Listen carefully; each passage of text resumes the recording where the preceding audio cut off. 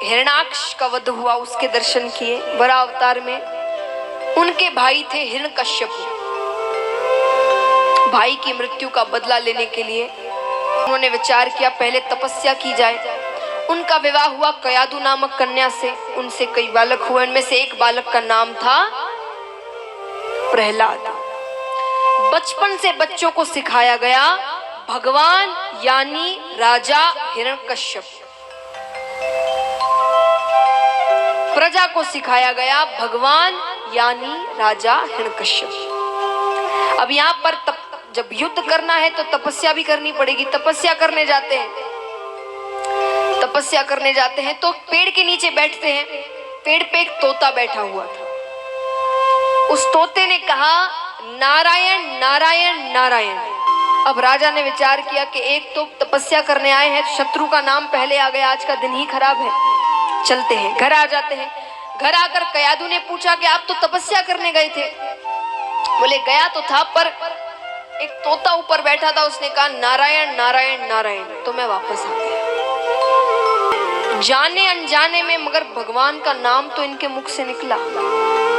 पर अगर ये नाम 108 बार निकल जाए, एक माला हो जाए, तो मेरा काम तो हो गया। पर कैसे हो? अब थोड़ा सा रिस्क लेकर कयादु हर थोड़ी देर में राजा के पास जाए। महाराज, आजकल ना कुछ याद नहीं रहता, आप जरा फिर से बता दे कि आप तपस्या करने गए थे तो क्यों लौट आए? अरे मैंने कहा ना मैं गया तो एक तोता बैठा था, उसने कहा नारायण नारायण नारायण, तो मैं लौट आया। ठीक है, फिर थोड़ी देर में भगवान आप वापस क्यों लौट आए? अरे मैंने बोला ना वो तोता बैठा था, उसने कहा नारायण नारायण नारायण। करते करते करते 105 बार नाम ले लिए, बाकी बचे। और अब रात्रि का समय है, अत्यंत क्रोध में है वो, पूरे दिन से 105 बार कह चुका है। दूध लेकर आती है कयादु, दूर से ही।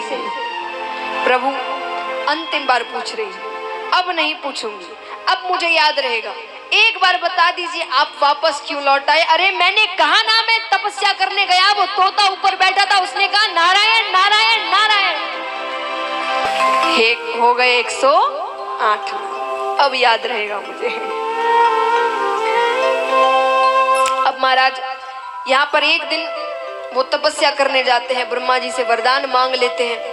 एक दिन प्रहलाद जी खेलते खेलते राजमहल से बाहर जाते हैं। बाहर एक कुमारिन का घर था, वो रुदन कर रही थी। प्रहलाद जी ने कहा क्यों रो रही हो? बोले ये जो मिट्टी का पात्र है ना, मैंने 2 बिल्ली के बच्चे पाले थे, अब मुझे पता नहीं चला वो कब इसमें जाकर बैठ गए और मैंने इसे आग पर चढ़ा दिया, ये जल गए हैं। मैं भगवान से प्रार्थना कर रही हूँ कि इन्हें जीवन प्रदान करे, उनकी रक्षा करे। प्रहलाद जी ने कहा रोने की क्या बात है, मैं भगवान से जाकर कह देता हूँ। कुमारिन ने कहा राजकुमार आप भगवान को जानते हैं? जानता हूँ, मैं उनके साथ रहता हूँ। राजा हिरण्यकश्यप तो भगवान है। कुमारिन ने कहा नहीं राजकुमार, वो भगवान नहीं है, वो एक साधारण से मनुष्य है। भगवान तो परम पिता परमेश्वर भगवान विष्णु है। अब महाराज पिता का अपमान तो कोई बालक सहन नहीं करेगा।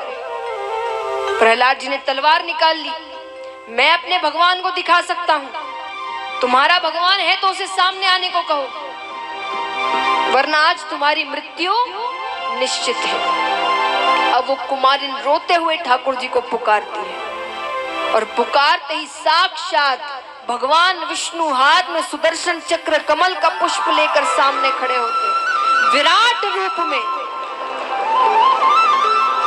प्रहलाद जी के हाथ से तलवार छूट गई महाराज, ऐसा रूप ठाकुर जी का।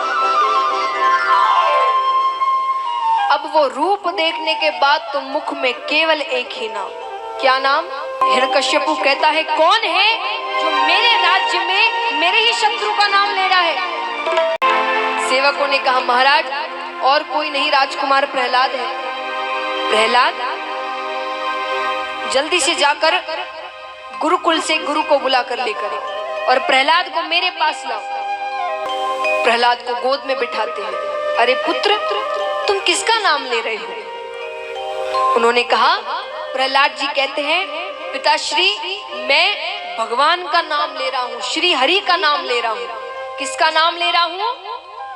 श्री हरि का। अरे वो भगवान नहीं है, मैंने तुम्हें बताया ना, भगवान तुम्हारे पिता है, राजा हिरण्यकश्यप। नहीं प्रभु, भगवान तो केवल एक है, श्री हरि। गुरुजी आते हैं, गुरुजी से कहते हैं प्रहलाद को साथ लेकर जाइए, उसे दैत्यों की विद्या सिखाए, राक्षसी विद्या सिखाए, उसे समझाए कि भगवान यानी उसके पिता राजा हिरण्यकश्यप। ठीक है, गुरुजी कहते हैं जैसे आपकी आज्ञा। प्रहलाद को लेकर गुरुकुल चले जाते हैं। अब महाराज, अब हम चलते हैं गुरुकुल में।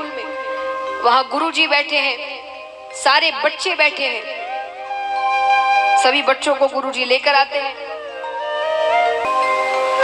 सभी को बैठाया जाता है। बच्चों से कहते हैं कि कहो हिरण्यकश्यपु नमो नमः, हिरण्यकश्यपु नमो नमः। बच्चे कहने लगते हैं, प्रहलाद जी कहते नहीं, हमें भगवान का नाम लेना है, कहो जय श्री हरि, जय श्री हरि, जय श्री हरि। गुरुजी ने कहा नहीं, कोई श्री हरि का नाम नहीं लेना हमें, हमारे भगवान हिरण्यकश्यपु है, कहो हिरण्यकश्यपु नमो नमः। और ये बात कहते ही यहाँ गुरुजी की तबीयत खराब होने लगती है। अब महाराज वैद्य को बुलाया जा रहा है, औषधियां दी जा रही है, बहुत कोशिश की जा रही है पर कुछ नहीं हो रहा। अब गुरुजी तो केवल हिरण्यकश्यपु नमो नमः, हिरण्यकश्यपु नमो नमः, हिरण्यकश्यपु नमो नमः। प्रहलाद जी कहते हैं गुरुजी एक बार कहकर देखिए, श्री हरि का नाम लेकर। नहीं नहीं, मुझे किसी श्री हरि का नाम नहीं लेना, हिरण्यकश्यपु नमो नमः, हिरण्यकश्यपु नमो नमः। पर कोई असर नहीं हो रहा। पर जब बहुत पीड़ा होने लगी, प्रहलाद जी बार बार कह रहे हैं, तब सोचा कोशिश करके देखते हैं।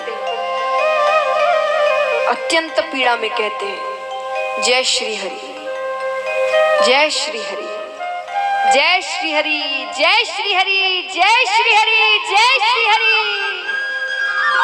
अब महाराज मानो वो पीड़ा गायब हो गई हो, 1 मिनट में